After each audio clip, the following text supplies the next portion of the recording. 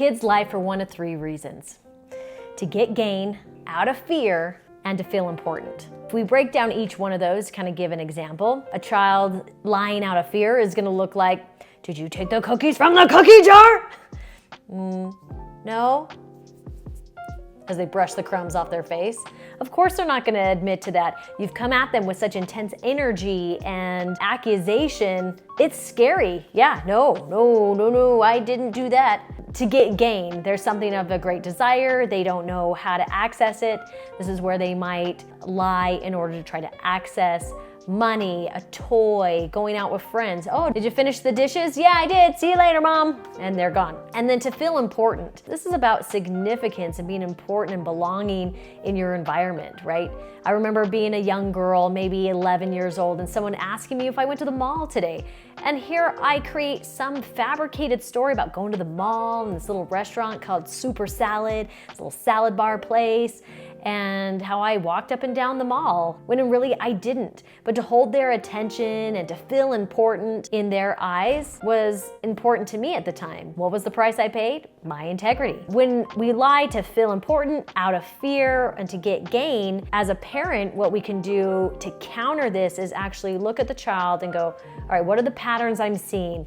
Oh, well, this kid tends to lie for this reason or that, one of the three, and now we can set up a scenario, an environment where that need is already being met. If they're lying to get gain, get them a job. Figure out, and they can be really little. This is a Kool-Aid bar out front, right? While the cars pass by, let them do a little bake sale on the corner, or maybe some extra chores where they can earn a couple bucks here and there. Like, help them have a way to access that gain, but do it honestly. So supporting them in that so they don't feel like they have to steal, because their desire to obtain that is so great, they're willing to lie. So head them off at the pass and set up a scenario where they actually have capability of accessing honestly. If it's out of fear, this is where we let's look at us. What are we doing? How are we setting up the scenario? How are we talking to them? And because where's their fear stemming from?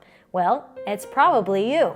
It's probably the way that you talk and engage with them. So they're thinking, oh man, the wrath or the shame or whatever energy you're throwing at that child, they're like, no, that's way too painful. No, I did not take the cookie from the cookie jar because if I did, your energy is so intense, I don't know how to handle that and contain that. Think about the way that we're approaching it. You may want to consider it looking a little more like this. Oh, it looks like you may have enjoyed some cookies. How were they, right? Don't set them up to lie to you. If you know they already have done something, address it.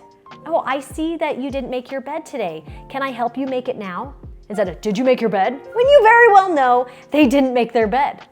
To set our kids up to lie to us is a very counterintuitive approach to any kind of parenting style, right? If you know they've done something that's missed an expectation, bring it up, address it, and show a supportive solution, right? Oh, I see you enjoyed those cookies. You know, those were for the neighbors. So how about you come help me make another batch, right? Because now it's about the natural consequences. We don't have enough cookies.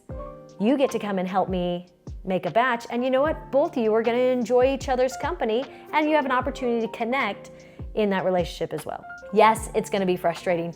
Yes, it's going to take you more time. But you know what? Parenting is never about you. It just isn't. It's a space of sacrifice and growth.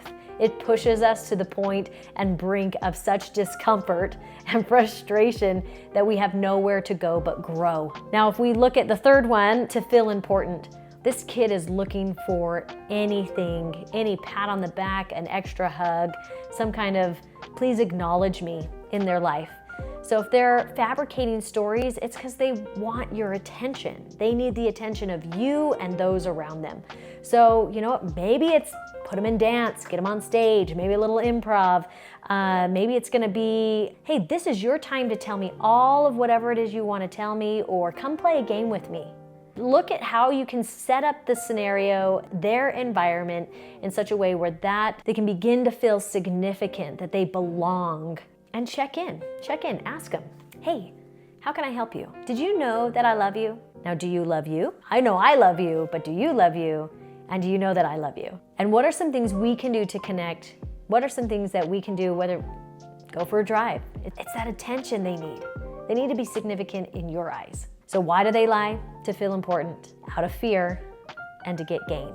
What are our solutions? How do I set up a scenario so you can get your gain honestly?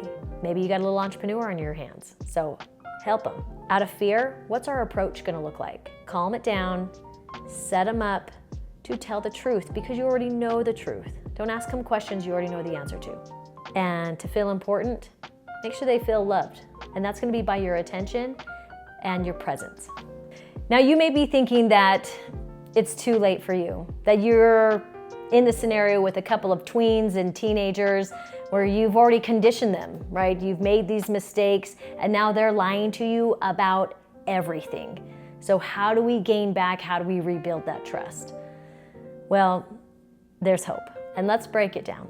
We are always being conditioned and conditioning those in our environment. The way we talk to one another, our facial expressions, and understanding the function of behavior. How does behavior function? This is all about the reinforcement. If I do this, I get this. If I do that, this happens. That's what that conditioning is about. So when you talk about these scenarios of kids who are still lying, building trust takes a lot more time than destroying trust. Let's just lay that out there. So if you are determined to heal this relationship, know that it's not a one and done. This is about consistency and showing up. So already commit that I'm gonna have to do this for the next 2 weeks, 3 weeks, 4 weeks, right? Consistently. A heightened awareness is gonna be your key component. Now, if you've recognized, okay, so my kid's lying to me out of fear because I've been overreactive, I didn't have the emotional intelligence at the time, but you know, I'm a different parent now. I'm practicing, I'm doing what I'm supposed to do, but the kids are still doing their old behavior. This is where I say, be consistent. The first tool is going to be when you know they have not met expectation, don't come to them in the form of a question. So this is the, did you eat the cookie? Did you make your bed? Did you get home late? Did you go to your friends without asking? No, we're changing the formula of how we word that statement and communication. Because you're not gonna ask them, did you? Because now they can either say yes or no. You've set them up for that lie. And if they're conditioned that when dad asks me something that didn't meet the expectation that, oh yeah, I forgot about that, now they're more prone to lie to you because they don't want to disappoint you. So eliminate the questions in your vocabulary. Instead, it's going to look, hey, I see you enjoyed that last cookie. Would you mind helping me make some more? I noticed that you weren't home when we had expected you to be home. Were you at your friend's house or over at the park? It's wording it to where they can actually say what it is they're doing instead of feeling like, no, I wasn't anywhere. Hey, I can see that we didn't make our bed. Can I help you? Right? So, because now they're not set up to do the lie, and you're changing the formula and the nature of the way that you interact to where you're now supportive. So right now, your teenagers who are constantly lying about everything, check yourself in what are you saying to them? Are you locked into asking the questions? And see if with that heightened awareness, you can now catch yourself and shift it into a statement. You're just stating the obvious. By stating the obvious and then offer a sense of support. It's not too late. These kids just want your support. And the biggest thing is kids do not want to disappoint their parents.